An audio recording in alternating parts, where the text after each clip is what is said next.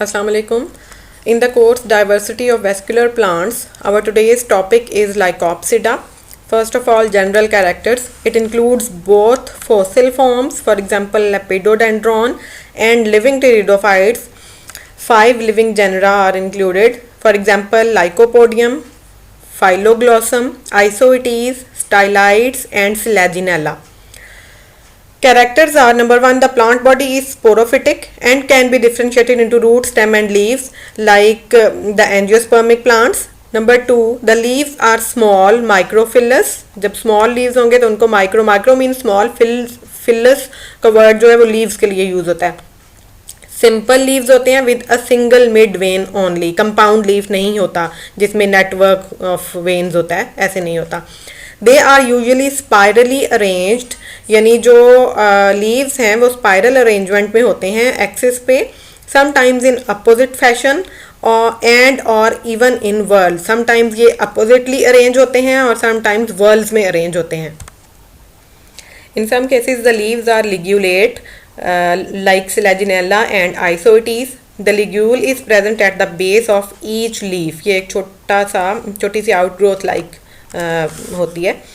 The vascular tissue may be either in the form of plectostele, siphonostele, or sometimes even plystele.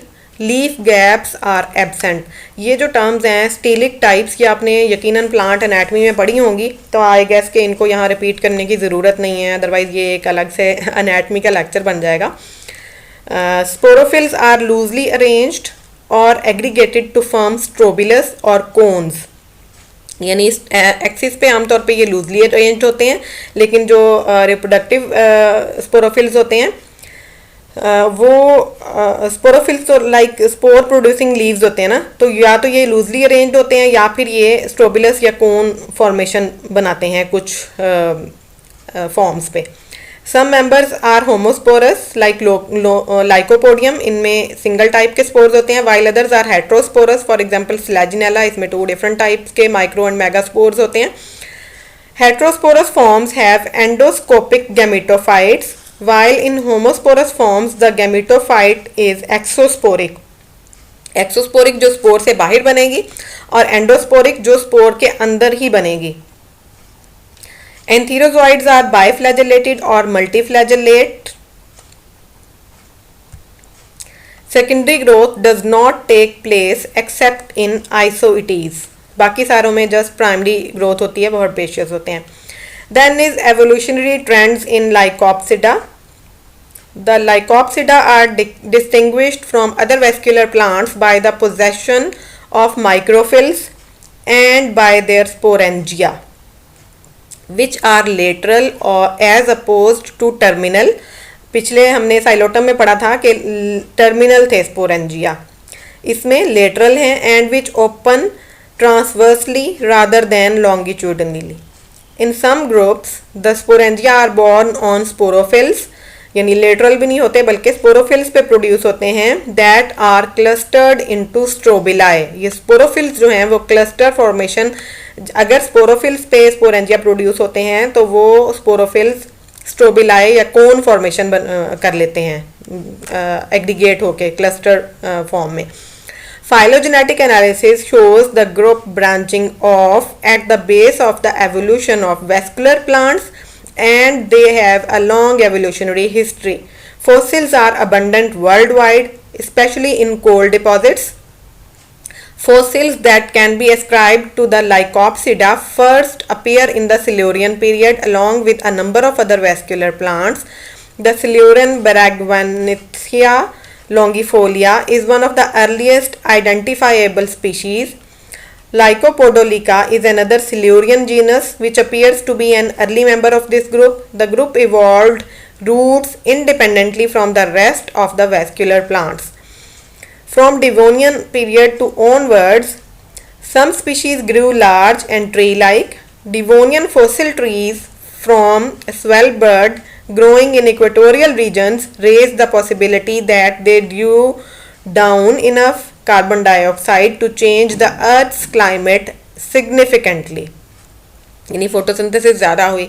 During the Carboniferous, tree-like forms such as Lepidodendron and other scale trees of the order Lepidodendrales formed huge forests that dominated the landscape. This is a Lepidodendron. You can see this.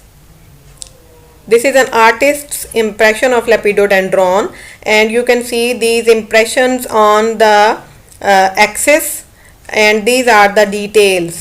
These are the external impression of Lepidodendron from the upper Carboniferous of Ohio. यानी ये US की एक state है Ohio, वहाँ से ये जो है फॉसिल रिकॉर्ड मिला है, और उस फॉसिल के ये इम्प्रेशन हैं, एक्सटर्नल इम्प्रेशंस हैं जो वहाँ की रॉक्स पे मिले हैं.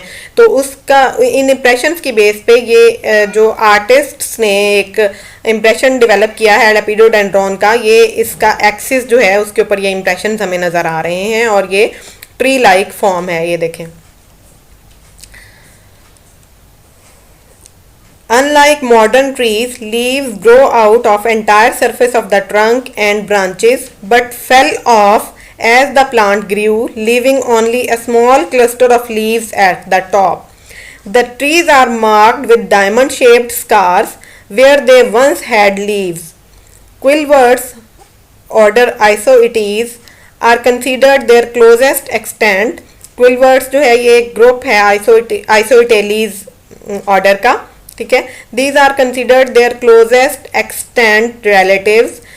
मतलब ये अगर एक्सटिंक्ट है तो ये इनके कुछ एग्जिस्टिंग रिलेटिव्स जो हैं वो and share some unusual features with these fossil trees, including the development of both bark, cambium and wood, a modified shoot system acting as roots, bipolar and secondary growth, and an upright stance. The remains of scale trees formed many fossil coal deposits. In Fossil Park, Glasgow, Scotland, fossilized lycophyte trees can be found in sandstone. यानी वहाँ पे वो fossil park जो है उसमें ये सारे fossilised trees हैं, ये फॉर्म्स हैं. इन the Lycopsida had their maximum diversity in the Pennsylvanian, that is upper Carboniferous period, particularly tree like Lepidodendron and Sigillaria that dominated tropical wetlands. The complex ecology of these tropical rainforests collapsed during the middle Pennsylvanian due to a change in climate. In America, this is past, जिस तरह fossil trees हैं इस तरह ये एक ancient आप कह लें कि कॉन्टिनेंट था. Tree like species apparently became extinct in the late Pennsylvanian as a result of a transition to a much drier climate, giving way to conifers, ferns and horse tails. In Cetacea, now South China, tree-like species survived into the Permian. Nevertheless, lycopsids are rare in the Lopingian, that is latest Permian period, but regained dominance in the Induan, that is earliest Triassic period, particularly the species Pleuromia, the genus Pleuromia. After the worldwide Permian Triassic extinction event, ये एक major extinction event था जिसमें काफ़ी organisms जो हैं वो extinct हो गए थे. Members of this group pioneered the repopulation of habitats as opportunistic plants. The heterogeneity of terrestrial plant communities increased markedly during the Middle Triassic when plant groups like horsetail ferns, pteridosperms, cycads, jingos and conifers resurfaced and diversified quickly. Then an example of Lycopsida is Lycopodium that is included in your syllabus. Two examples are included, Lycopodium and Laginella. First one is Lycopodium. Systematic position is division Lycophyta, class Eligulopsida. इसमें ligule नहीं है, नाम से पता लग रहा है. Order Lycopodiales, family Lycopodiaceae and genus is Lycopodium. Occurrence Lycopodium is a genus of club mosses, यानी इनका जो ये स्ट्रोबिलस है, ये जो पार्ट है, this is club like, also known as ground pines और क्रीपिंग सीडर्स. ग्राउंड पाइन्स यानी ये ट्री नहीं है बल्कि ये अर्बेशियस पाइन्स आप कह लें, और क्रीपिंग सीडर्स कहते हैं. In the family Lycopodiaceae. In the pteridophyte phylogeny group classification of 2016. PPG, P for pteridophyte, second P for phylogeny, and G for group. Pteridophyte phylogeny group PPG1. Lycopodium is one of the 9 genera in the subfamily Lycopodiaceae and has from 9 to 15 species. In other classifications, the genus is equivalent to the whole of the subfamily since it includes all the other genera. There are then more than 40 accepted species. They are terrestrial or epiphytic plants. Now the plant body of Lycopodium. They are flowerless, vascular plants with widely branched, erect, prostrate or creeping stems with small, simple, needle-like or scale-like leaves that cover the stem and branches thickly. This is an example, a Lycopodium, a running club moss, sporophyte of a running club moss. You can see this is the running creeping stem that is prostrate, and these are the erect branches, widely branched stem, and this is the strobilus. This is the enlarged view of a fertile branch having strobilus, and these are the sessile leaves. These are the fertile leaves, sporophylls, that are clustered in the form of a strobilus. The leaves contain a single unbranched vascular strand. हमने पढ़ा है कि इसमें simple leaves होते हैं and are microphylls by definition. The kidney shaped or reniform spore cases sporangia contain spores of one kind only, that is isosporous या homosporous है ये, and are borne on the upper surface of the leaf blade of specialized leaves. That those leaves are known as sporophylls, जो कि spore bearing leaves होते हैं, arranged in a cone like strobilus at the end of upright stems. The club shaped appearance of these fertile stems gives the club mosses their name.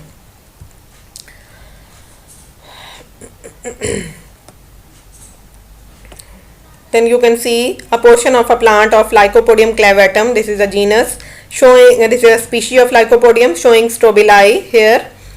Leaf form and arrangement in the Lycopodium is also obvious here. These are the roots. B. Lycopodium referens. इसमें आप leaves की arrangement देखें. सी. Lycopodium volubile, इसमें leaves की arrangement देखें, ये different है. Then Lycopodium complanatum, इसमें ये इस तरह से है. Lycopodium cernuum, इसमें ये वर्ल्स की फॉर्म में है, ठीक है, इसमें अपोजिट है. और देन एफ, स्टेराइल लीफ, ये वाले जो लीव्स हैं, ठीक है. जी इज अ स्पोरोफिल, ठीक है, ये स्पोरोफिल जो कि स्ट्रोबिलस बनाते हैं, ये स्ट्रोबिलस इन लीव्स से मिलके बनी होती है. देन दे बियर स्पोरेंजियम, और इन स्पोरेंजिया के अंदर ये स्पोर्स होते हैं. Each is spore.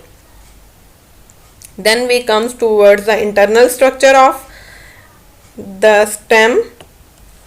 TS of stem. The internal structure of aerial shoot shows the following tissue systems: epidermis, cortex, stele, etc. Epidermis is 1 cell in thickness and covered with cuticle.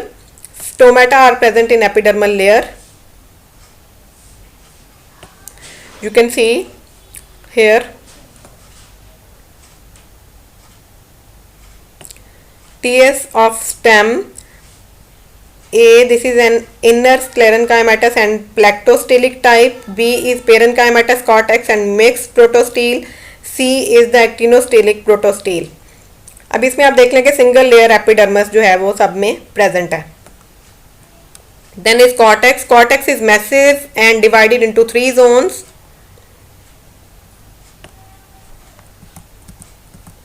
Outer zone composed of thick walled sclerenchymatous cells. यहाँ पे आप देख लें ये sclerenchymatous cells हैं, यहाँ पे देख लें sclerenchymatous cells हैं. B is the middle zone composed of thin walled parenchymatous cells and these are the parenchyma.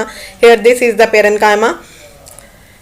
C, an innermost zone of 1 cell thickness known as endodermis. Here is the endodermis. Here is this. यहाँ पे इसमें double sclerenchymatous cortex है, centre में एक parenchyma है, ठीक है, यहाँ पे हाइपोडर्मिस है. इसी तरह यहाँ पे भी ये इनर कॉर्टेक्स है स्क्लेरेनकाइमेटस, ये मिडिल कॉर्टेक्स है पेरेन्काइमेटस और ये आउटर कॉर्टेक्स है, और सेंटर में एक थिन लेयर्ड एंडोडर्मिस है. Then stele. Internal to the endodermis lie The pericycle composed of 3 to 6 layers of thin-walled cells. Here you can see the pericycle. ठीक है, 3 to 6 layered cells,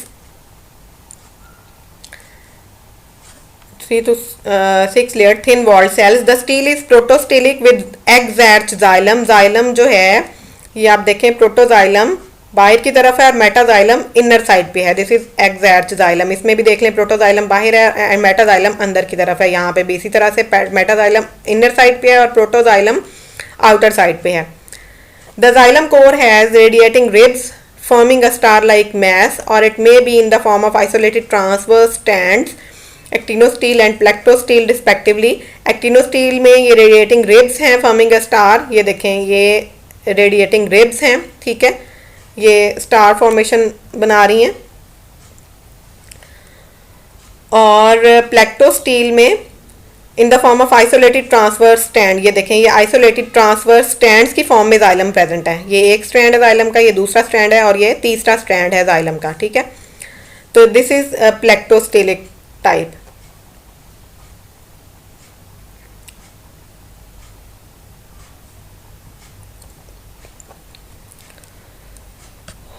phloem lies in the space between the xylem rays. अब जो pericycle और xylem के दरमियान में जो बीच में जगह बच जाएगी, पेरिसाइकिल के अंदर जाइलम इनक्लोज्ड है, बाकी की खाली जगह है उसमें फ्लोएम एम्बेडेड हो जाएगा. TS of root. The root in transverse section shows epidermis, cortex, stele. Epidermis is single layered. Cortex is massive and composed of 2 zones. Outer zone thin walled sclerenchyma cells and inner are parenchyma cells. Stele is protostelic with monarch xylem vessels in young roots and diarch to decaarch in older roots. The phloem cells lie in between the xylem rays. Root की कहाँ गई भाई? अच्छा, root की इसमें मैं लगाना ही भूल गई हूँ, सॉरी. ये मैं इसको भी लगा दूंगी आपको जो मैं नोट सेंड करूंगी उसमें. Then tiers of leaf. The internal structure of leaf shows a single layered epidermis. You can see here this is a single layered epidermis covered with thick cuticle. Outer to this epidermis is a thick layer of cuticle. Beneath the epidermis lies one type of mesophyll tissue composed of rounded or angular parenchyma cells.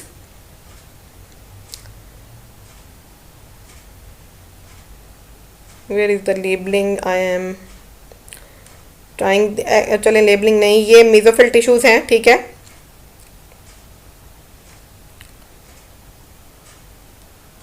One type of mesophyll tissues. ये सारा जो है ये mesophyll tissue है, single type का है. यानी जिस तरह हमारे एंजियोस्पर्मिक लीव्स में 2 टाइप के मेसोफिल्स होते हैं, इस तरह नहीं है कि स्पॉन्जी और पैलिसाइड पेरेन्काइमा, इस तरह नहीं है. ये सिंगल टाइप के ही हैं. कंपोज्ड ऑफ राउंडेड और एंगुलर पेरेन्काइमा सेल्स. जिसे there is a single median concentric vascular bundle. This is a single median concentric vascular bundle having xylem in the inwards in the center and phloem to the outer side.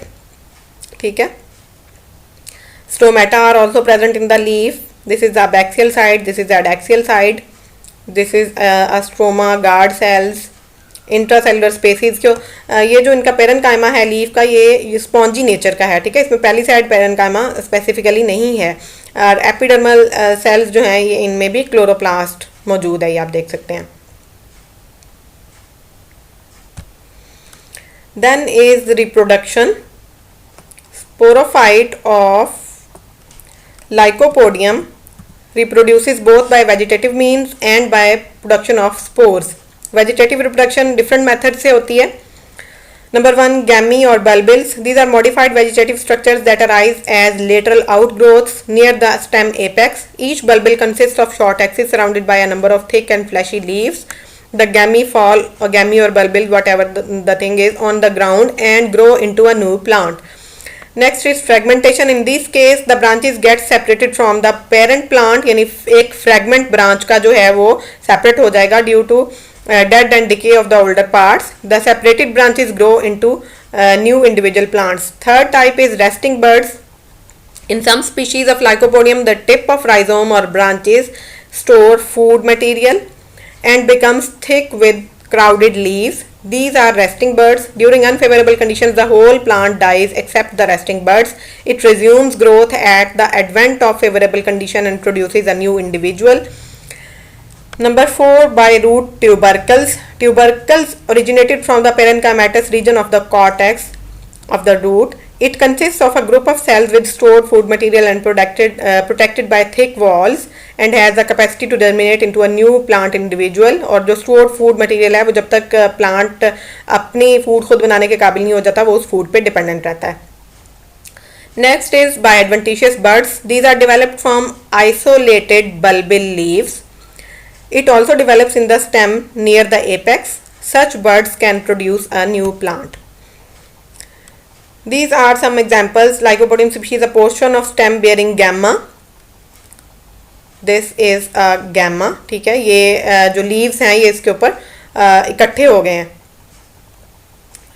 This is the rest of the plant, sporangium and the sporophylls. और ये gamma जो है ये यहाँ से detach होके गिरेगा और germinate कर जाएगा. B is germination of bulbil. This is germination. ये वो जो बल्बिल है जो यहाँ से डिटैच होके गिरी है ये जर्मिनेट कर रहा है. ठीक है, ये देखें ऊपर इसका अगला एक्सिस जो है डेवलप हो रहा है. Then germination of gemma. ये इस गैमा की जर्मिनेशन हो रही है कि इसके लीव्स जो हैं वो मज़ीद इस पे ग्रोथ हो रही है. सेकेंड मेथड, फर्स्ट जो वेजिटेटिव मेथड ये कंप्लीट हो गया. Second is spore formation. In Lycopodium, the spores are formed in a specialized reproductive structure known as strobili, singular strobilus और cone. हम इसको sexual reproduction कह सकते हैं. Each strobilus is a slender structure, sessile और stalked. ऊपर हमने देखा कि cones जो हैं वो पतली पतली लंबे लंबे structures हैं. sessile भी हो सकते हैं, stalked भी हो सकते हैं, species to species vary करेगा. Unbranched होते हैं और dichotomously branched हो सकते हैं, arising at the apex of the stem or branches. It is cylindrical structure measuring 2.5 cm and consists of central axis in which fertile leaves or sporophylls are spirally arranged. Each sporophyll bears a solitary sporangium on the upper side at the basal portion. Each sporangium is yellow or orange colored. ऊपर diagram में भी आपको ये yellow colour में दिखाया हुआ है. And provided with sterile jacket layer of 2 to 3 layers of cells thick. Within the jacket layer is the fertile sporogenous tissue provided with nutritive tissue known as tapetum. The sporogenous tissue later differentiates into spore mother cells, each of which by meiotic division produce spore tetrad. This is a longitudinal section of a sporophyll. ठीक है, इसमें आप देख सकते हैं कि this is a sporophyll. This is actually a longitudinal section of a cone और strobilus. यहाँ पे स्पोरोफिल लिखा हुआ है गलती से. This is a sporangium at the base of sporophyll. ठीक है, ये आपको स्पोरेंजिया नजर आ रहे हैं. And this is TS of strobilus. ये एलएस ऑफ स्ट्रोबिलस है, इसको करेक्शन मैं कर दूंगी इंशाल्लाह. TS of strobilus. अब टीएस में आप देख लें कि इसी का जब हम ट्रांसफर सेक्शन लेंगे तो ये 1 2 3 4 साइड पे इसके ये आपको स्पोरोफिल्स नज़र आ रहे हैं और इनके ये एक्सेल्स में आपको स्पोरेंजिया नज़र आ रहे हैं. Lycopodium is homosporous, that is it produces only one type of spores. As soon as the spores are developed, haploid gametophytic generation begins.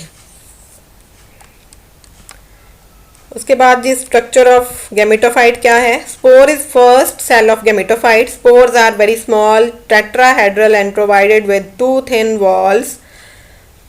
Outer is axine and inner in intine. Each spore contains a single nucleus and fats and oils as reserve food materials. Lycopodium is homosporous, hence the germination of spore produces homothallic gametophyte. Same single type की gametophyte होगी. और prothalli, singular prothallus. Depending upon their nature, the prothallus of Lycopodium is of 3 types. First type, prothallus is very small, 2 to 3 millimeter long, cylindrical or ovoid in shape, short-lived, green in color, and develops on the surface of the ground. Such type of prothallus is found in the tropical species. Here are the 3 types of prothalli.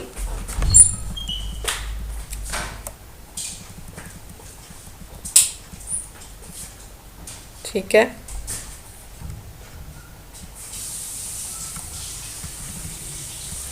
second type, the prothallus is much larger, 1 to 2 centimeter long, more or less tuberous, or carrot shaped, long lived, yellowish in color or almost colorless, and subterranean. Such type of prothallus is found in creeping species.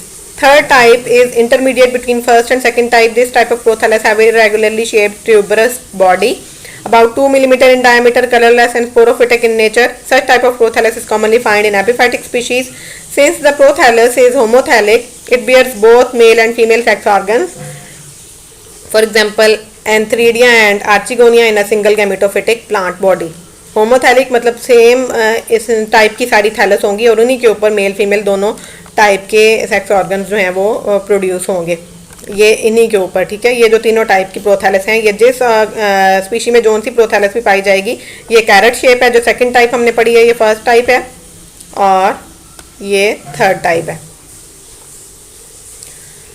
Next is development of, next is Antheridia. They arise in several numbers of in a gametophyte plant body. They remain either wholly embedded in gametophyte tissue or projected slightly. They are generally oval in shape. Each Antheridium is surrounded by a jacket layer of 1 celled in thickness.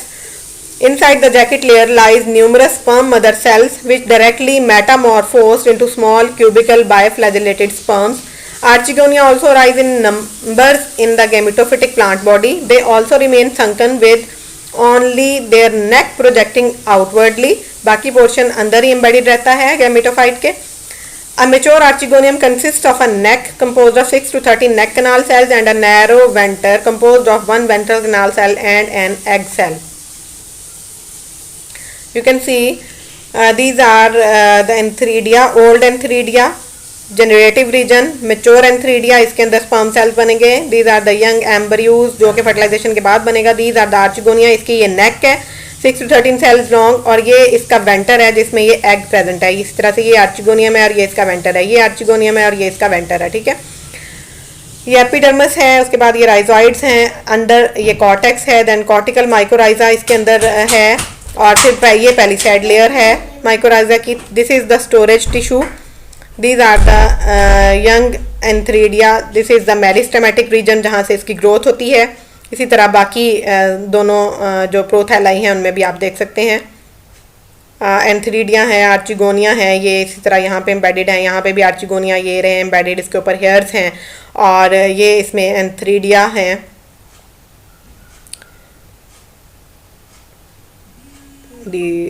These are, ठीक है.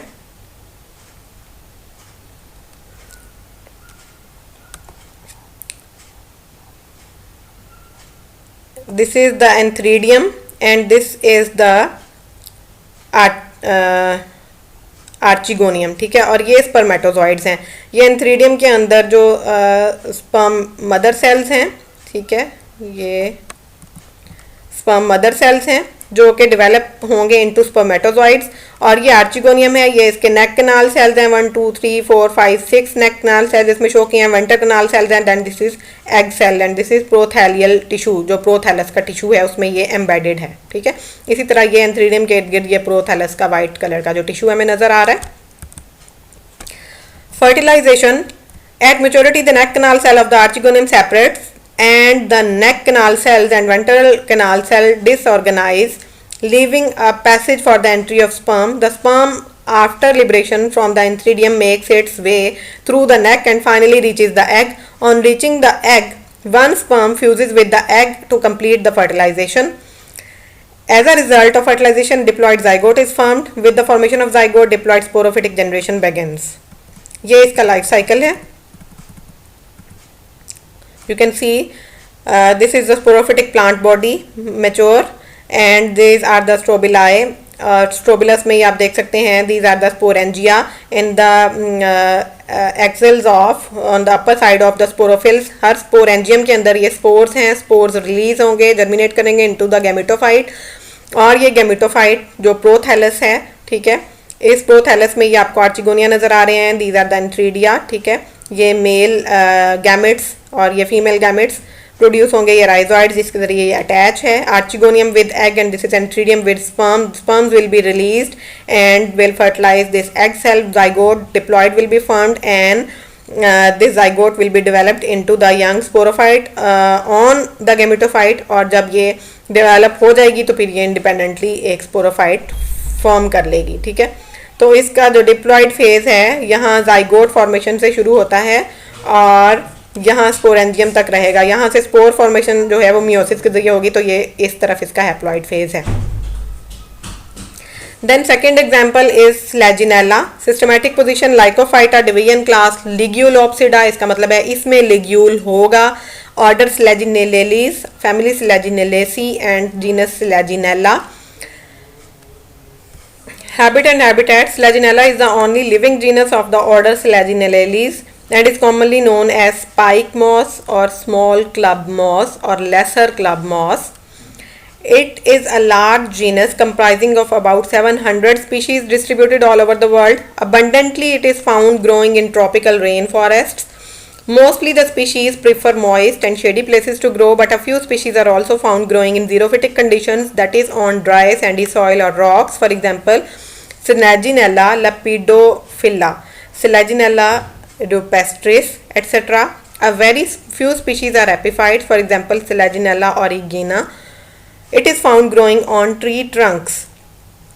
A few xerophytic species of Slaginella, for example Slaginella lepidophylla and Slaginella pilifera, shows cestipose habit and are sold as curiosities or novelties under the name of resurrection plants. अब ये जो सेस्टिपोज habit है, this it means कि ये Tufts या clumps की form में grow करते हैं, ठीक है। और ये एक नोवेल्टी के तौर पे सोल्ड आउट किए जाते हैं as resurrection plants. Resurrection plants वो प्लांट्स होते हैं जो ड्राउट को सरवाइव करते हैं, जब पानी अवेलेबल नहीं होता उस कंडीशन को सरवाइव करते हैं। किस तरह के वो अपने आप को फोल्ड कर लेते हैं जब वो ड्राई हो जाते हैं, और जब उनको मॉइस्चर मिलता है, वाटरिंग उनको मिलती है, तो वो अनफोल्ड कर लेते हैं। ऐसे प्लांट्स को कहते हैं रिजरेक्शन प्लांट्स। आपने मरियम बूटी का नाम सुना होगा, अक्सर लोगों ने, आई थिंक सो। अगर नहीं सुना तो मे बी आपके पेरेंट्स को या घर में किसी ना किसी को पता होगा, आप नाम लीजिएगा। जो लोग हाज या उम्रा करने जाते हैं वो वहाँ से ज़रूर मरियम बूटी लेके आते हैं। इसके बहुत सारे मेडिकल इफ़ेक्ट्स सुनने में आते हैं। आई डोंट नो उनकी कहाँ तक जो है वो अफादियत है, कुछ मिथ्स भी इससे रिलेटेड हैं, तो वो लोग वहाँ से लेके आते हैं। तो वो जो मरियम बूटी है वो फोल्डेड हुई होती है, लीव्स उसके, मतलब वो ड्राई होती है और वो बिल्कुल फोल्डेड एक झाड़ी सी होती है, बिल्कुल मुट्ठी के जितने साइज़ की। जब उसको आप पानी में डालते हैं तो वो अनफोल्ड हो जाती है, तो that is also a resurrection plant, और वो सोल्ड आउट होती है। उसके काफ़ी मतलब लोग फ़वाइद बताते हैं, तो वो उस वजह से होती है। अब ये जो स्लैजिनेला की जो टाइप्स हैं जो सेस्टिपोज हैबिट रखती हैं, ये भी as resurrection plant sold out होती हैं, क्योंकि इनमें भी वही रिजरेक्शन प्रॉपर्टी है। तो ये मैंने आपको मरियम बूटी की एग्जांपल, रिजरेक्शन प्लांट की एग्जांपल समझाने के लिए दी है। तो जिस तरह वो अनफोल्ड और फोल्ड होती है ड्राई और मॉइस्ट कंडीशन में, इसी तरह से स्लैजिनेला की ये वाली स्पीशी भी होती हैं। They curl and become ball-like when dry and again become green and fresh when moisture is available. About 70 species have been reported from India.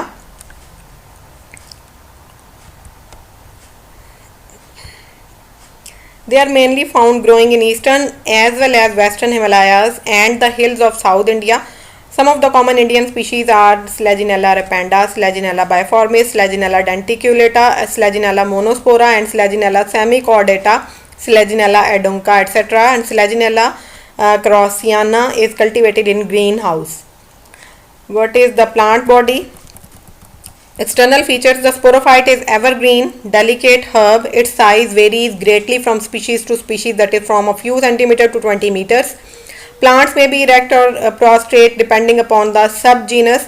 In the subgenus Homeophyllum, the plants are erect. For example, Slaginella rupestris, Slaginella spinulosa, etc. And in the subgenus Heterophyllum, the plants are prostrate. For example, Slaginella crossiana, Slaginella lepidophylla. अब ये होम्योफिलम और हेट्रोफिलम क्या है, इनको हम देख लेते हैं. What is homeophyllum? It has erect, radial and dichotomously branched stem. Heterophyllum में plant body is dorsiventral and prostrate. Foliage leaves in homeophyllum are more or less uniform in size, that is isophilous, while in heterophyllum these are usually of two types, heterophyllous.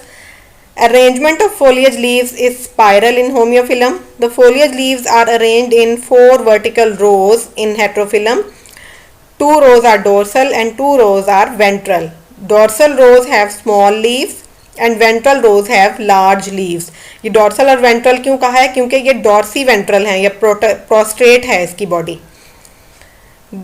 In Homeophyllum, this subgenus Homeophyllum is represented by about 50 species. For example, चंद एक example है Selaginella rupestris, Selaginella pygmea, Selaginella uliginosa, Selaginella selaginoides. And majority of the species in Heterophyllum subspecies are included in the subgenus. In Heterophyllum subgenus are Selaginella craussiana, Selaginella lepidophylla, Selaginella helvetica, Selaginella mertensi. Then we go towards the stem. It is usually profusely branched, delicate and evergreen. The branching is of monopodial type. The growing apex of the stem consists of either meristematic tissue or a single apical cell. In the subgenus Homeophyllum, the stem is erect like this. Okay. And somewhat cylindrical, and in subgenus Heterophyllum it is prostrate with stout erect branches and is somewhat dorsiventral like this. ये दोनों ही वैसे जो diagrams हैं ये क्रॉसियाना की हैं जो कि हेट्रोफिलम सबजीनस की एग्जांपल है. This is a portion of sporophyte. B is an enlarge part of the stem showing leaf arrangement. लेकिन जो होम्योफिलम है वो स्पीशी इस तरह प्रोस्ट्रेट नहीं होती बल्कि वो इस तरह इरेक्ट होती है. तो उसकी एक ब्रांच है ना, इसका मेन स्टेम प्रोस्ट्रेट है. जो होम्योफिलम है उसका मेन स्टेम ही इरेक्ट होता है ऐसे. Leaves, they are usually small, simple and lanceolate with a pointed apex. Each leaf is provided with a single unbranched midrib. In the subgenus Homeophyllum all the leaves are of same size. ये हमने ऊपर पढ़ लिया है. हेट्रोफिलम में ये dimorphic होंगे, 2 size small and big leaves होंगे, arrange dorsiventral. Dorsal side पे एक लेयर होगी, एक वेंट्रल लेयर होगी. ठीक है. Usually the leaves near the apical portion of the branch bear sporangia, micro और mega, and are called sporophylls, microsporophylls and megasporophylls respectively. Sporophylls are usually aggregated into condensed structure which is known as strobilus, यानी कोन बनाते हैं. Then ligule is present on the adaxial side of the leaf. Near the base is present a small membranous outgrowth known as ligule. It is embedded at the base of a leaf in a pit-like structure known as a ligule pit. It may be tongue-shaped. For example, Selaginella vogeli, fan-shaped Selaginella martensi, fringed Selaginella cuspidata, or lobed Selaginella colensis. It is more than one-celled in thickness except at the apex. Apex के अलावा बाकी सारी जगहों पे ये एक से ज़्यादा सेल इसकी थिकनेस होती है. ये देखें, ये एपेक्स है, इसमें 1 सेल थिकनेस है, उसके बाद ये डबल सेल लेयर है, उसके बाद फिर ये यहाँ पे काफ़ी ज़्यादा सेल्स की थिकनेस आ जाती है. The structure of a ligule can be differentiated into 2 parts, glossopodium and the body of the ligule.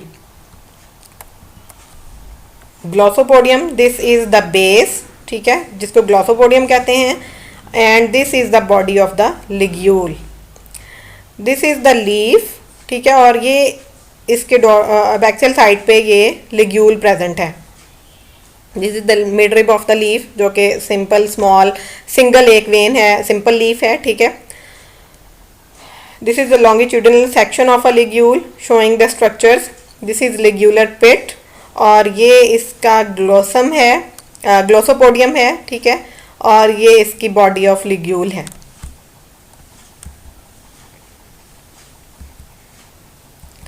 Then glossopodium is the basal hemispherical part made up of large thin walled cells surrounded by glossopodial sheath. Body of ligule में क्या होता है? Is made up of many large and small cells. The function of ligule is not known. It may be a water secreting or water absorbing protective organ. According to Urner 1936, the ligule is perhaps a vestigial organ. Then rhizophore. This structure arises from the prostrate axis at the point of dichotomy and elongates downwards. It is colorless, leafless, unbranched cylindrical structure. As soon as the free end of rhizophore touches the soil, It develops a tuft of adventitious roots and it's free, and in few species the rhizophores is adventitious roots इसके free end पे develop होती हैं. In few species the rhizophore is present, for example Selaginella cariciana, while in others it is absent. For example Selaginella cuspidata. It differs from root in having no root cap and from stem in having no leaves, इसलिए इसको rhizophore कहते हैं. ना तो ये stem होता है और ना ही ये true root होती है, लेकिन ये underground होता है. उसके बाद जो roots originate होती हैं either from the tips of rhizophores or directly from the stem or from the swollen base of hypocotyle. Their origin is endogenous, यानी endogenous tissue से originate होती हैं. They are usually dichotomously branched structures. The roots are provided with root caps and root hairs. Then internal structure of the root stem, root stem and leaf. Turn by turn हम करेंगे. Firstly the internal structure of stem. Transverse section shows following structures: epidermis, cortex, stele. Epidermis outermost covering layer होती है, single celled thick होती है, without hairs and without stomata है stem की, and surrounded on all sides by a thick coating of cuticle. Then cortex comes. This is inner to the epidermis. A well defined zone is the cortex. It may or may not be differentiated into inner and outer cortex. कहीं पे inner and outer cortex में differentiation है, कहीं पे नहीं भी है. In Selaginella selaginoides, the whole of the cortex is made up of parenchymatous cells, while in Selaginella craussiana it is differentiated into sclerenchymatous outer cortex and parenchymatous inner cortex. The parenchymatous cortex is usually made up of angular cells, that is without intercellular spaces, but in some cases the cells are rounded and provided with a few intercellular spaces. You can see here.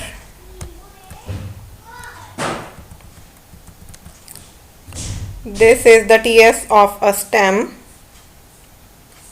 Monostelic stem and diastelic stem. A is a monostelic stem. It has a single stele. This is cuticle. This is single layered epidermis. इसमें two types की cortex है, sclerenchymatous cortex and this is the parenchymatous cortex. ठीक है, और ये इसका central portion है जिसमें आप देख सकते हैं these are the tuberculi जिन्होंने partition की हुई है, air spaces छोड़ी हुई हैं. ठीक है, उसके बाद this is the pericycle. Inner to this pericycle is the phloem, then metaxylem and centre में मेटाजाइलम है और आउटर साइड्स पे ये प्रोटोजाइलम है. This is a diastelic stem. इसमें टू स्टील्स आप देख सकते हैं. This is epidermis single layered, outer to this is cuticle. और इसी तरह से ये स्क्लेरेंकाइमेटस कॉर्टेक्स है. टू टाइप्स की कॉर्टेक्स हैं. पेरेंकाइमेटस एंगुलर सेल्स हैं जिनके दरमियान में एयर स्पेसिस भी हैं. ये फिर ट्यूबरकली और एयर स्पेसिस हैं. देन पेरिसाइकल स्टील की outer most layer, then phloem और ये इनर साइड पे मेटाजाइलम, आउटर साइड्स पे आउटर कॉर्नर्स पे मेटाजाइलम प्रेजेंट, प्रोटोजाइलम प्रेजेंट है. मेटाजाइलम इनर साइड पे सेंट्रल साइड पे है.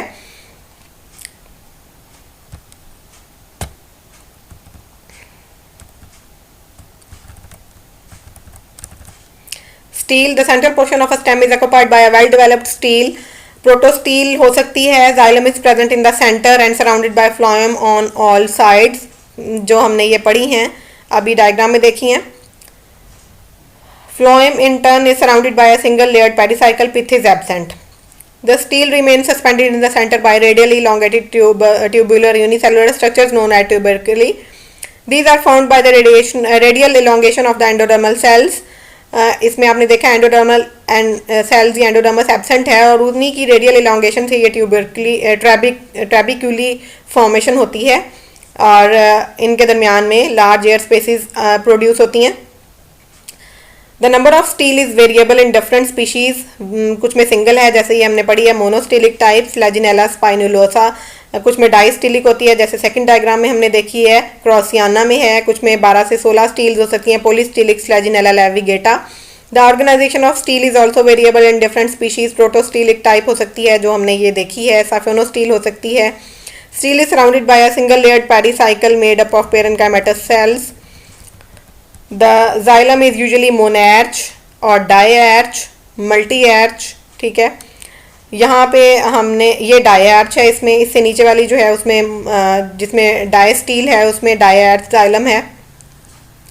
सॉरी, उसमें मोनैर्च है, एक साइड पे है protoxylem.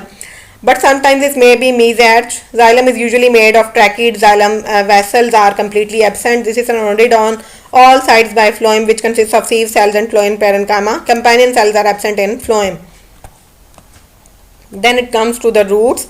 Transverse section of root has following structures: epidermis, cortex and stele. Epidermis outermost covering है, 1 cell thick, large और unicellular root hairs arise होते हैं क्योंकि ये root की है. You can see the root hairs arising from this epidermal cell layers.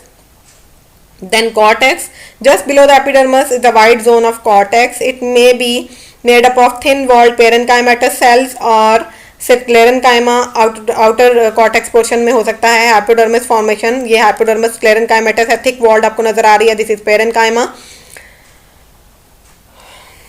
Air spaces have also been reported in the inner cortex. ये वाली जो parenchymatous cortex है इनमें erenchyma हो सकता है. It is traversed by tuberculi. यहाँ पे इस पोर्शन में tuberculi नहीं है, किसी में हो भी सकती है.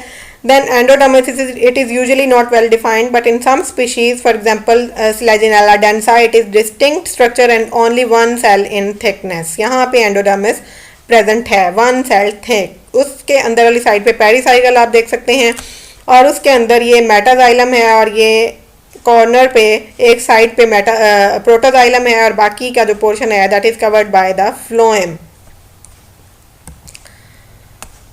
इसमें ये पेरिसाइकल और फिर स्टील आ गई है. Monarch, xylem is exarch and monarch. Then rhizophore. Internal structure of rhizophore is almost similar to that of a root. It is also circular in outline. It shows the following structures: cuticle है, epidermis है, hypodermis, sclerenchymatous है, then parenchyma है cortex में. Then this is endodermis, then pericycle और फिर ये phloem है और सेंटर में this is metaxylem and this is protoxylem towards the upper corner. Then we come towards the leaf. TS of leaf shows epidermis, mesophyll and a single median vascular bundle. Epidermis is the outer most surrounding layer. 1 cell thick होती है. Most species में stomata present होते हैं only on the lower side near the midrib. The stomata may be present on both the outer and inner epidermis. The cells of the epidermis are provided with the chloroplast, यानी ये chlorenchymatous cells होते हैं. You can see here this is the upper epidermis और ये इसमें आपको chloroplast नज़र आ रहे हैं हर एपिडर्मस सेल के अंदर, यहाँ पे भी लोअर एपिडर्मस में भी. ठीक है.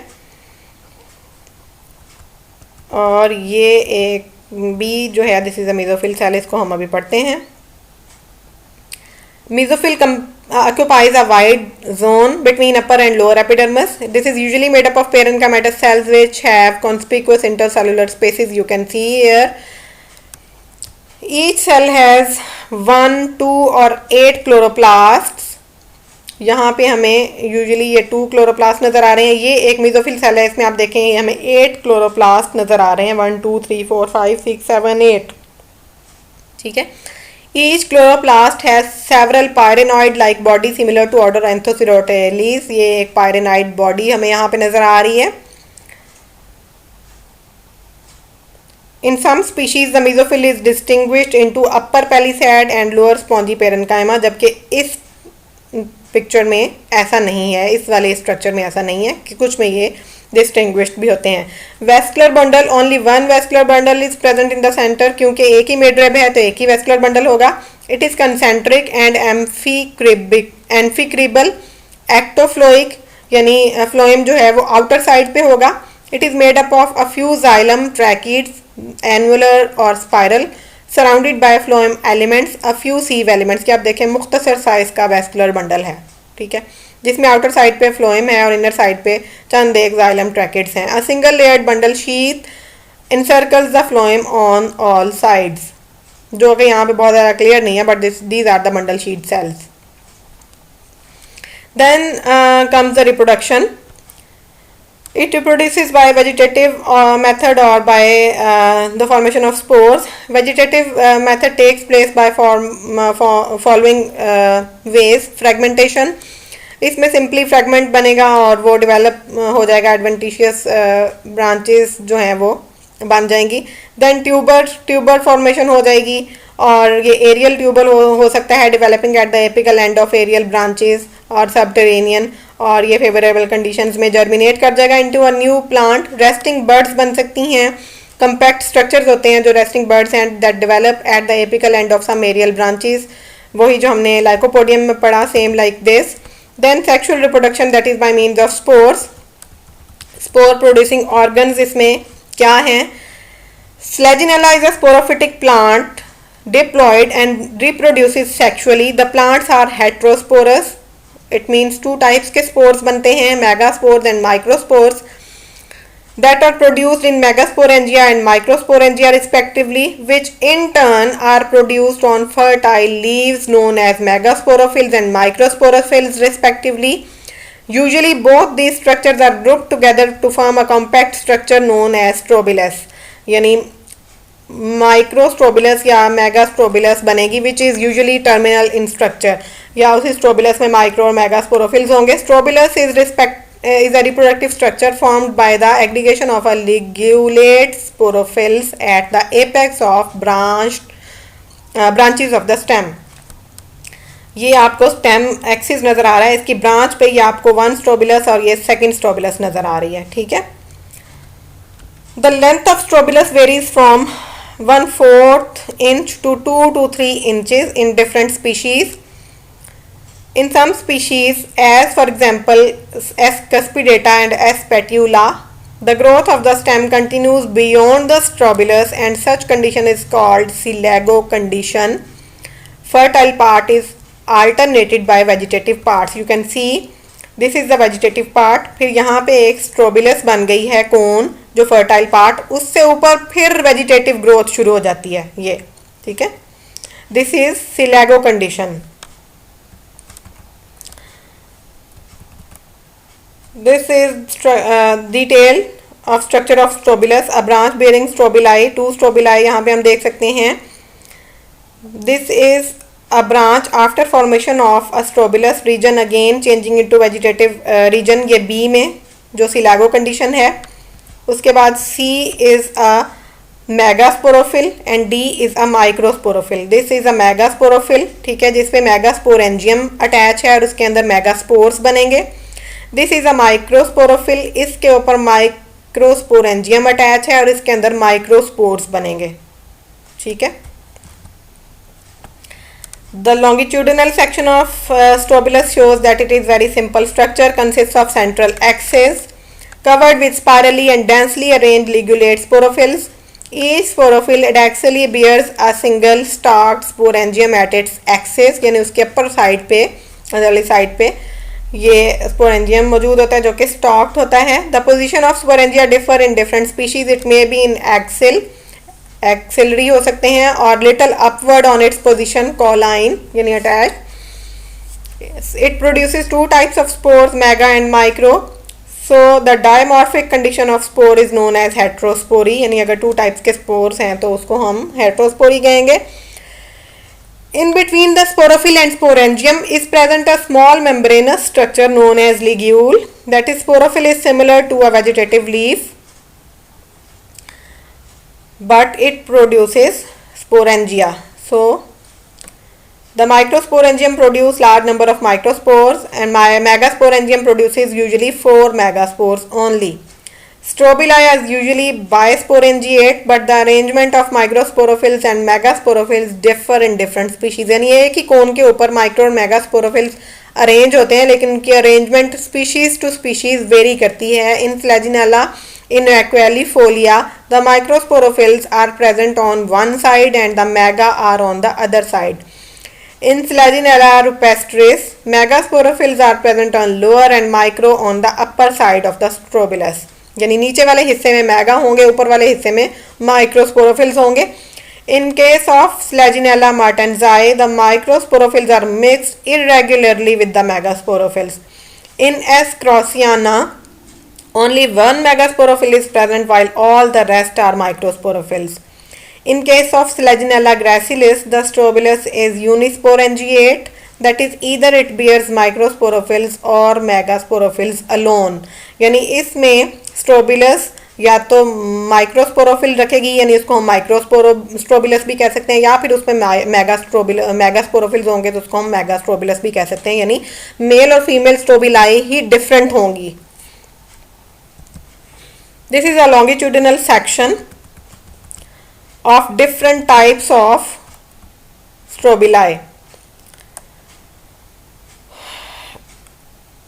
A is Strobilus inaculifolia, B is Strobilus rupestris, C is Strobilus martensii and D is Strobilus craussiana. इसमें क्रॉसियाना में देखें आप ओनली वन मेगास्पोरेंजियम है, बाकी सारे माइक्रोस्पोरेंजियम है.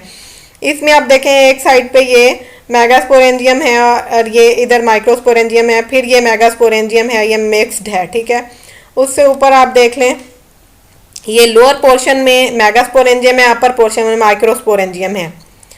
और इस साइड पे आप देख लें तो ये मेगास्पोरेंजियम एक साइड पे है और माइक्रोस्पोरेंजियम दूसरी साइड पे प्रेजेंट है. ठीक है, ये ए टाइप जो है इसमें एक साइड पे माइक्रो दूसरी साइड पे मेगा है. बी टाइप जो है इसमें लोअर साइड पे मेगा अपर साइड पे माइक्रो है. सी में क्या है, मिक्स्ड है. डी में क्या है, only one mega and rest of all are micro. Then we study the microsporangium in detail. Each microsporangium is a stalk globular और इलोंगेटेड स्ट्रक्चर. कलर वेरी करता है from red to yellow to brown in different species. Wall is 2 layered thick which is followed by a conspicuous tapetum जो कि food tissue होता है, इसमें nourishing tissue. In the young sporangium inside the wall is present a mass of sporogenous cell which in due course of development separate into microspore mother cells and later on by meiotic division produce numerous haploid tetrads of microspores. The microspore and maturity separate from each other. At maturity, the tapetal cells as well as the inner wall of the microsporangium disorganizes. That is, the wall of sporangium is usually one layered at maturity. Microspores are smaller in size. Megaspore are larger in size. These are also stalked but lobed structure and somewhat bigger than the microsporangium. Its color varies from whitish yellow to red. Its wall is also 2 layered thick and followed by a single layered tapetum. Young sporangium, inside the wall is present a mass of sporogenous cells which develop and separate into megaspore mother cells, or the megaspore mother cells except one degenerate. और वो जो single megaspore mother cell है meiotic division से haploid megaspores बनाएगा.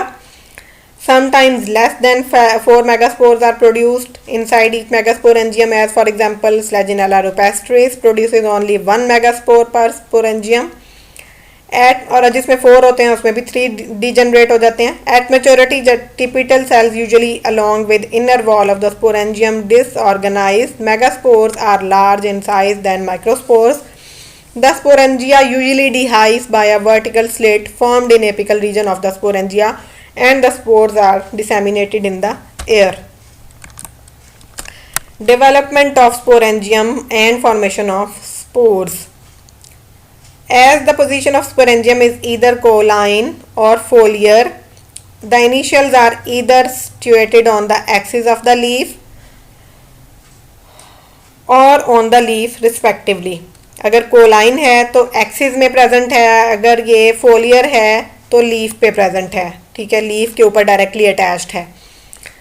The development, तो जहाँ पे भी ये प्रेजेंट है, अगर कोलाइन है तो एक्सिल से इनकी डेवलपमेंट शुरू होगी, अगर लीफ पे प्रेजेंट है तो लीफ पे अपर एडैक्सियल साइड से डेवलपमेंट शुरू होगी. This is similar to the formation of spore mother cells. The development is of eusporangiate type, that is it takes place with the help of a row initial which are known as sporangial initials. These are sporangial initials.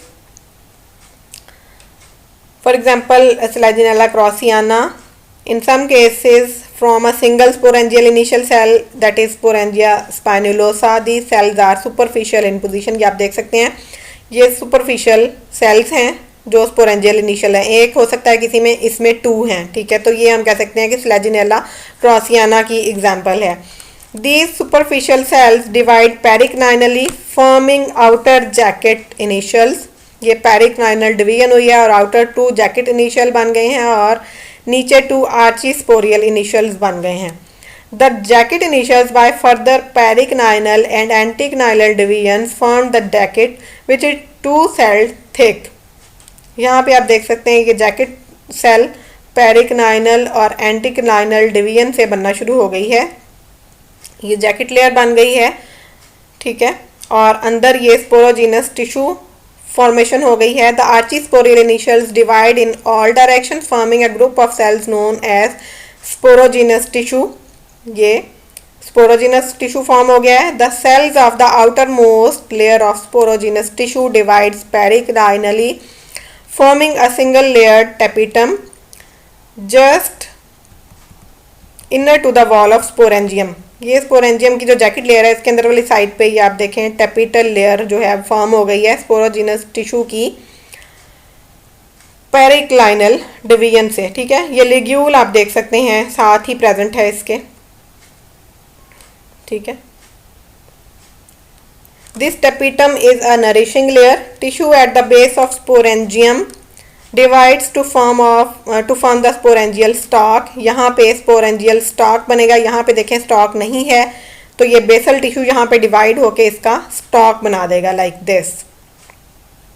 The cell of sporangious tissue sporogenous tissue in the case of microsporangium finally give rise to microspore mother cells and megasporangium में ये megaspore mother cells बना देंगे। अब यहाँ पे ये microspore mother cells बनेंगे, ठीक है, ये माइक्रोस्पोर्स बन गए और यहाँ पे ये मेगास्पोर्स आपको नज़र आ रहे हैं। तो ये मेगास्पोर्स जो हैं ये जस्ट 4 होते हैं, 1 भी हो सकता है। ये मेगास्पोरेंजियम दिखाई है, इसके बाद ये मेगास्पोरेंजियम होगी तो इस फॉर्मेशन में आएगी, माइक्रोस्पोरेंजियम होगी तो इस फॉर्मेशन में आएगी। और माइक्रोस्पोरेंजियम जो है वो 1 से ज़्यादा बहुत ज़्यादा होते हैं नंबर में। लिग्यूल्स दोनों स्पोरेंजियम में आप देख सकते हैं। In microsporangium, all the microspore mother cells are functional and each one divides reductionally, forming a tetrad of 4 haploid microspores, as a result of which a large number of tetrads of microspores are formed inside the microsporangium. Later on, they separate from each other. Mature microsporangium dehisces by a vertical slit in the apical region, drying of the unsplitted portion. The spores are forced out and then they are dispersed away by wind. In megasporangium, all the megaspore mother cells degenerate except the one which divides reductionally, forming a tetrad of 4 haploid megaspores. The dehiscence of megasporangium is similar to that of microsporangium. Then gametophytic generation will be started. The development of male and female gametophytes takes place from the haploid microspore and megaspore respectively. Microspore male gametophyte बनाएगा या mail prothallus बनाएगा और megaspore जो है वो female gametophyte या female prothallus बनाएगा। Then microspore and megaspores are the unit of male and female gametophytes respectively. Then comes to the spores. Microspore are small, that is 0015 to 005 millimeter in diameter. यहाँ पे point नहीं लगा हुआ, sorry, this is 0.015 to 0.05 millimeter in diameter, spherical or round in shape and double layered structure.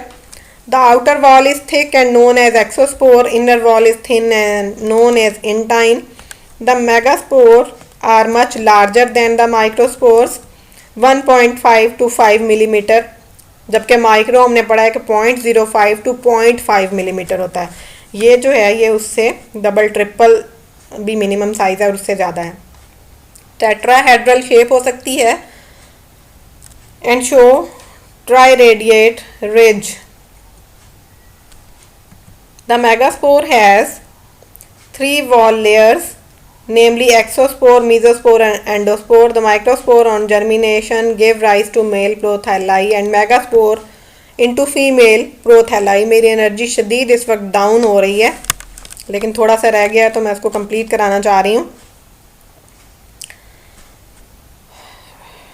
This is a single microspore showing detailed structure, exine and intine, nucleus and cytoplasm. This is apical view of this spore, ठीक है, and C is the basal view, D is the megaspore in tetrad.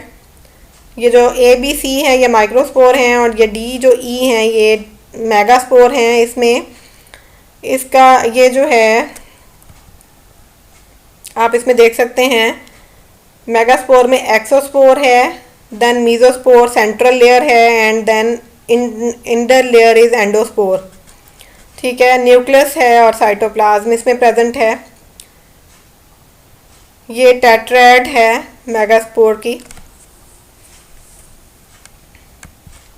Development of male gametophyte, ये बड़ा technical सा है, इसको आप अच्छे तरीके से समझ लें। The microspore is the initial stage in the development of male gametophyte. The development of the microgametophyte is in situ और प्रीकोशियस, यानी ये माइक्रोस्पोरेंजियम के अंदर ही स्टार्ट होती है। Generally a 13 celled microgametophyte is formed before the microsporangium dehiscence. अब ये किस तरह इसकी फॉर्मेशन होती है? Each microspore is a unicellular uninucleate rounded spherical haploid structure with the outer spiny exosporium and endosporium या एक्साइन और इंटाइन, जिसको हमने ऊपर पढ़ा और देखा है। First division in such a way that two unequal cells are formed, smaller prothallial cell and a larger antheridial cell. Then the prothelial cell does not divide further and takes no part in further development of male gametophyte. The antheridial cell divides to form a group of 12 cell. अब ये group of 12 cell इसने कैसे बनाने हैं? Firstly, this antheridial cell divides vertically to the prothelial cell, यानी prothelial cell के vertical direction में ये division होगी to form 2 primary cells of antheridium. अब ये 2 to 2 जो यहाँ पे लिखा हुआ है, आगे 3 to 3 ये लिखा हुआ है, ये सारी डिवीजन लेबल की हुई हैं और लेबलिंग में आपको देखने के लिए ये बताया हुआ है। यहाँ पे आ जाएं, ये देखें, ये आपको दिखाया हुआ है spore showing plane of cell division during gametophytic development, ठीक है। इसको मैं अगर थोड़ा सा आपको मज़ीद बड़ा करके दिखा दूँ,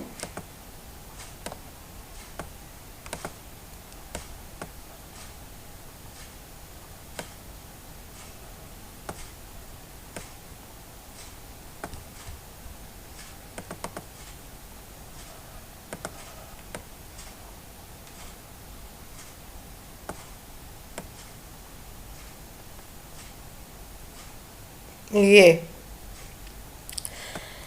यू कैन सी दिस। अब ये देखें, फर्स्ट डिवीजन जो है इसकी ये हुई है 1 to 1, ठीक है। ये एक स्मॉलर सेल यहाँ पे बन गया है जो फर्दर डिवाइड नहीं होगा। फिर ये 2, दिस इज 2 to 2, ये सेकंड डिवीजन हुई है, ठीक है। अब ये फर्स्ट जैकेट सेल बन गया है, नीचे वाली साइड पे ये भी फर्दर डिवाइड नहीं होगा। अपर साइड पे ये जो सेल बना है अब इसकी फर्दर डिवीजन होगी ये 3 to 3, ये perpendicular to this second division होगी, ठीक है। एंटीक्लाइनल डिवीजन है ये और ये कर्व्ड है। ये थर्ड डिवीजन होगी तो ये ऊपर वाला सेल अगेन 2 सेल्स में डिवाइड हो जाएगा, अपर और लोअर, ठीक है। अब उसके बाद इसमें ये थर्ड सेल के लोअर पोर्शन में, ये थर्ड डिवीजन के बाद इसके लोअर सेल में ये फोर्थ डिवीजन होगी 4 to 4। इसके बाद ये जो अपर सेल है ये सेकंड जैकेट सेल होगा, ये फर्दर डिवाइड नहीं होगा। फिर ये जो इनर सेल है ये एक एंड्रोगोनियल सेल बन गया है जिसकी फर्दर डिवीजन होगी बाद में, ठीक है। अब इस फोर्थ डिवीजन के बाद फिफ्थ डिवीजन ये हुई है 5th to 5th। This is also a periclinal and curved division cutting out a third jacket cell outwards, जो कि फर्दर डिवाइड नहीं होगा। और इनर साइड पे ये एक सिंगल सेल बनेगा जिसकी फर्दर डिवीजन होगी 6 to 6। और ये fourth jacket cell outer side पे कट ऑफ हो जाएगा और ये अंदर वाली साइड पे एक और सेल बनेगा जो कि अगेन एंड्रोगोनियल सेल है। अब इन दो एंड्रोगोनियल सेल्स की फर्दर डिवीजन होगी और ये 13 सेल स्टेज बन जाएगी टोटल, ठीक है। और 13 सेल स्टेज पे फिर ये डिहाइस होगा और इसमें से ये रिलीज होंगे सेल्स, ठीक है।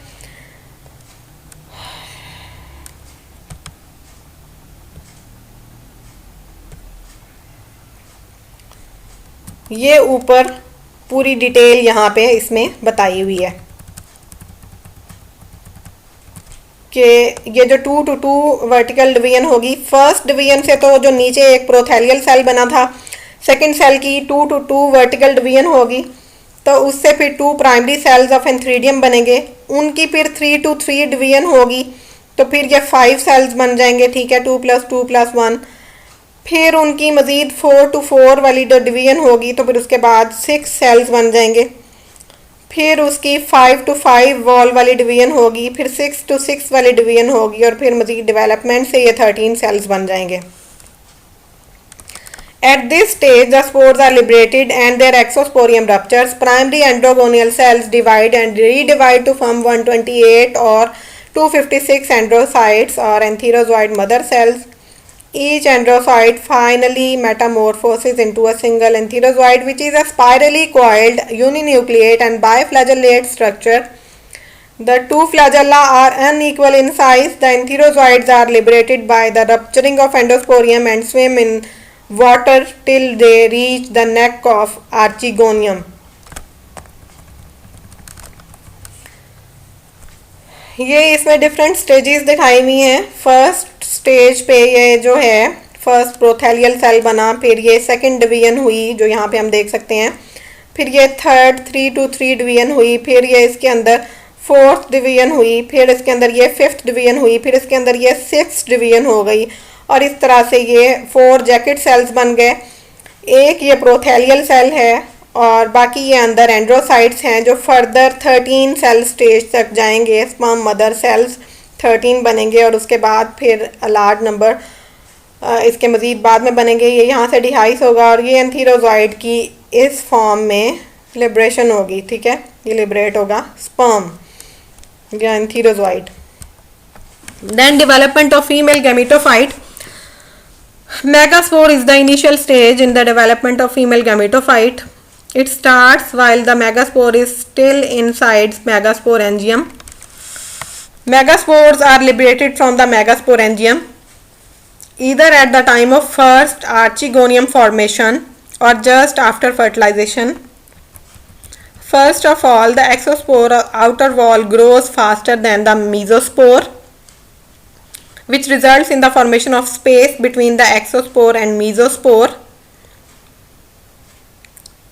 The whole structure increases in size as a result of which a big central vacuole appears. ये आप देख सकते हैं कि ये आउटर वॉल है और ये मेगास्पोर है, ये सेंटर में एक लार्ज वैक्यूल प्रेजेंट हो गया है।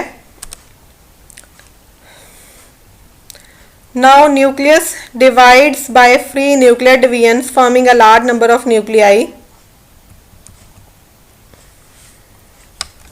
First, the nuclei are equally distributed in the cytoplasm, but later more nuclei collect in the apical region. At this stage, wall formation starts from the apical region downwardly, thus forming an upper cellular region known as female prothallus. यहाँ पे आप देख सकते हैं कि ये अपर cellular female prothallus जो है वो डेवलप हो रही है, and a lower non cellular region known as this storage region. This is the storage region. The wall of the lower cells become thick forming a diaphragm. Later on the vacuole also disappears at the cytoplasm increases in amount.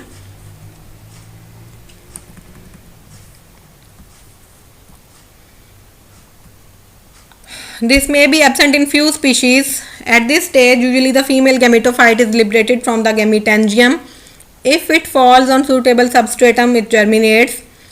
Axine and mesoine ruptures. The cellular tissue protrudes out and a few rhizoids develop, which fixes the gametophyte to the substratum and absorbs water. ये जी एक female gametophyte है. The hyacinth, megaspore and rhizoids in Flaginella crosiana. This is a megagametophyte. Archegonia, rhizoids you can see here. ये इसकी development हो रही है. And this is the megaspore. Then development of archegonium, कि किस तरह वो ऊपर archegonium जो हमने देखी है वो डेवलप हो रही है. A few cells near the apex of female prothallus behaves as archegonial initials which by further division give rise to archegonia. Each archegonium develops from a single superficial cell of the female prothallus situated near the apical region and it is termed as archegonial initial. This is archegonial initial in the diagram. It divides transversely forming an upper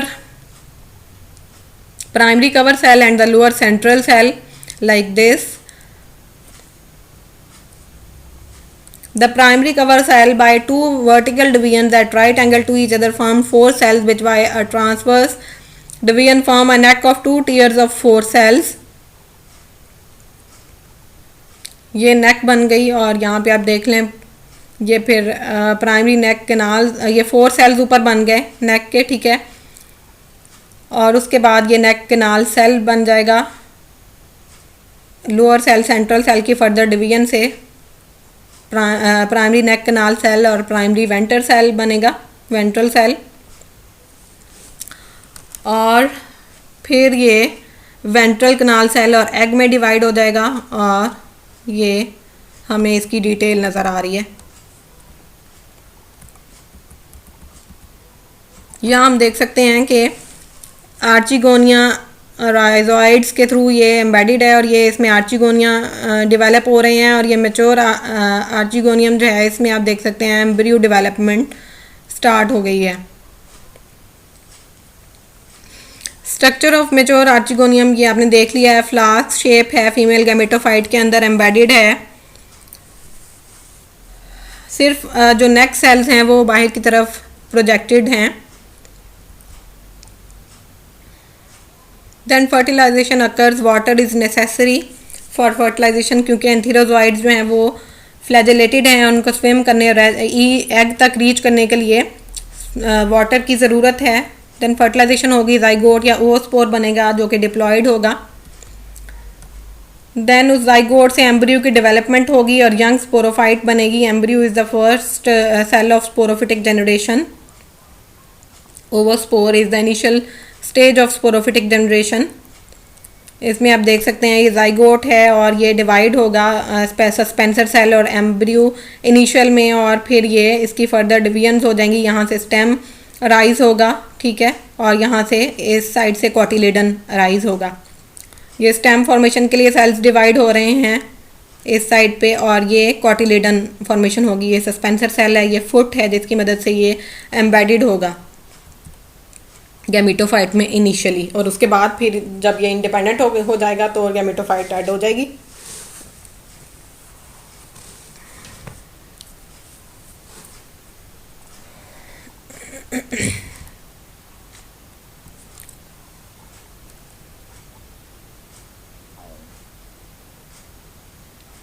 कुछ species में जो mega gametophyte है वो shade out नहीं होती, spores जो हैं वो गिरते नहीं हैं बल्कि वो उसके ऊपर ही मेगास्पोरेंजियम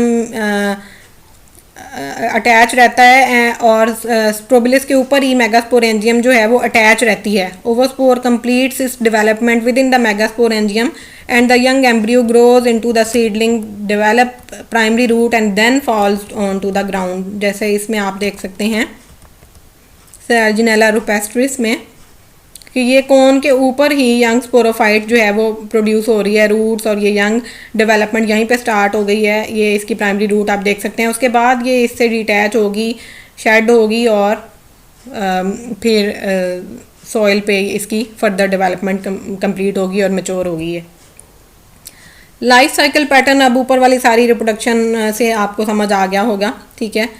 वो इसका लाइफ साइकिल आप ये देख सकते हैं।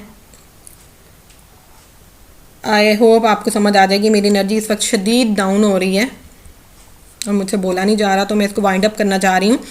स्लेजिनेला is the organism that step towards the seed habit. It exhibits a significant approach towards seed habit because of the following notable feature. Heterosporous pteridophyte है।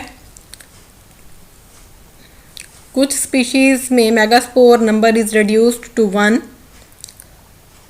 In Selaginella rupestris, megaspore is retained within megasporangium and development of female gametophyte and subsequent fertilization takes place in situ and even young sporophyte can be seen developing on the parent. Therefore, it becomes evident that a heterosporous vascular cryptogam Selaginella has considerably advanced towards seed habit in some species, but its approach to true seed is not complete due to the following reason. The megasporangium wall is dehiscent and is not covered with the protective integuments जैसे कि seed में होता है, लेकिन ये first step है towards seed habit स्लेजिनेला में. Second reason जो इसकी कंप्लीट सीड फॉर्मेशन में नहीं आती वो ये है कि retention of megaspore permanently with in the megasporangium has not become established.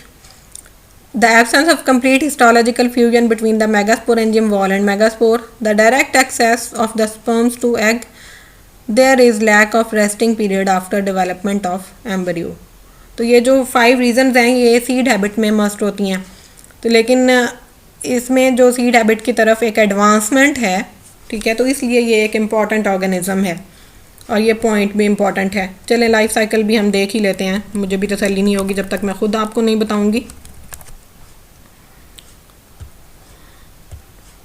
ये आप देखें, दिस इज स्ट्रोबिलस.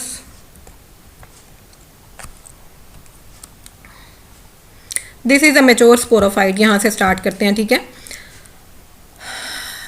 ये इसकी स्ट्रोबिलस है.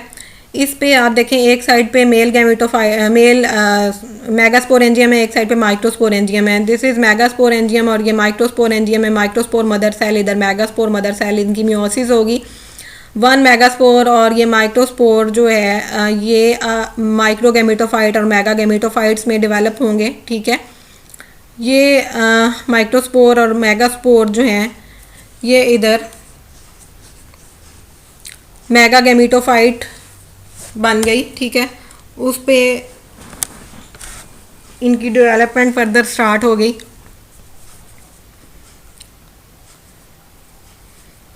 देन आर्चिगोनियम इसके ऊपर फॉर्मेशन होगी और ये माइक्रोगेमेटोफाइट जो है ये माइक्रोस्पोर से इसकी फॉर्मेशन होगी और इसमें ये एंथीरोजॉइड्स होंगे. ये एरो यहाँ से नीचे से कंटिन्यूड है एक्चुअली, ये इसके अंदर से होके नहीं आ रहा, तो ये कंफ्यूज मैं हुई हूँ, आप ना होइएगा. माइक्रोस्पोर डायरेक्टली इस माइक्रोगेमेटोफाइट में डेवलप होता है और मेगास्पोर इस मेगागेमेटोफाइट में. इस पे आर्चिगोनियम बनेगी, इस पे एंथीरोजॉइड्स बनेंगे और फिर ये एंथीरोजॉइड्स जो हैं इस एग सेल को फर्टिलाइज़ करेंगे और ये फर्टिलाइज्ड एग जो है ये सिनगैमी फर्टिलाइजेशन हुई और उसके बाद ये जाइगोट बना देगा, ठीक है. तो ये यहाँ तक जो है हैप्लॉइड जनरेशन है, ये लाइन इसको शो कर रही है. मियोसिस और सिनगैमी से ऊपर ऊपर डिप्लॉइड जनरेशन है. ये जाइगोट जो है ये यंग स्पोरोफाइट बनाएगा और फिर ये मैच्योर स्पोरोफाइट बना देगा, ठीक है. उसके बाद इसका लाइफ साइकिल ये भी एक दिखाया हुआ है डायग्रामेटिक. इसमें वेजिटेटिव रिप्रोडक्शन के मेथड्स भी fragmentation, dormant birds, bulbils, tubers दिखाए हुए हैं और ये इसकी सेक्सुअल रिप्रोडक्शन है. स्लेजिनेला डिप्लॉइड स्पोरोफाइट है जो कि स्ट्रोबिलस बनाती है और स्ट्रोबिलस से फिर मेगास्पोरोफिल्स और मैक्रोस्पोरोफिल्स होते हैं. उस पर फिर मेगास्पोरेंजियम मेगास्पोरोफिल पे होंगे, उसमें मेगास्पोर मदर सेल्स होंगे जिसमें मियोसिस होगी, मेगास्पोर बनेंगे, फीमेल गैमेटोफाइट में डेवलप होंगे, आर्चिगोनिया उस पर डेवलप होंगे और फिर उसमें एग बनेंगे जो कि डिप्लॉइड होंगे. अब वापस आ जाते हैं माइक्रोस्पोरोफिल पे जिसमें माइक्रोस्पोरेंजियम लगेंगे जिसमें माइक्रोस्पोर मदर सेल्स बनेंगे. मियोसिस के ज़रिए वो बहुत सारे माइक्रोस्पोर्स बनाएंगे, बहुत सारे microspore mother cells. Each microspore mother cell will form a tetrad of microspore, ठीक है. फिर मेल गैमेटोफाइट बनेगी हर माइक्रोस्पोर से, फिर उस पर एंथीरिडिया बनेंगे और उस पर ढेरों एंथीरोजॉइड्स बनेंगे. एंथीरोजॉइड्स और एग जो है फर्टिलाइज करेंगे और जाइगोट डिप्लॉइड बन जाएगा जो कि एम्ब्रियोनल सेल डिप्लॉइड में कन्वर्ट होगा और इसकी एम्ब्रियो डेवलपमेंट शुरू होगी. एम्ब्रियो बनेगा और फिर यंग स्पोरोफाइट डेवलप होगी जो कि फिर मैच्योर हो जाएगी. And this is all about the life cycle of Selaginella and this is our complete topic. Actually मैंने आपको पिछला लेक्चर जो ऑनलाइन वाला था वो नहीं दिया था, तो मैंने इसी में दोनों कंपाइल कर दिए हैं, तो आप इसको तैयार कर लीजिएगा. आई होप आपको समझ आ गई होगी. अगर कहीं से कोई समझ नहीं आई तो आप फ्रीली मुझसे पूछ सकते हैं. Thank you. अल्लाह हाफिज़.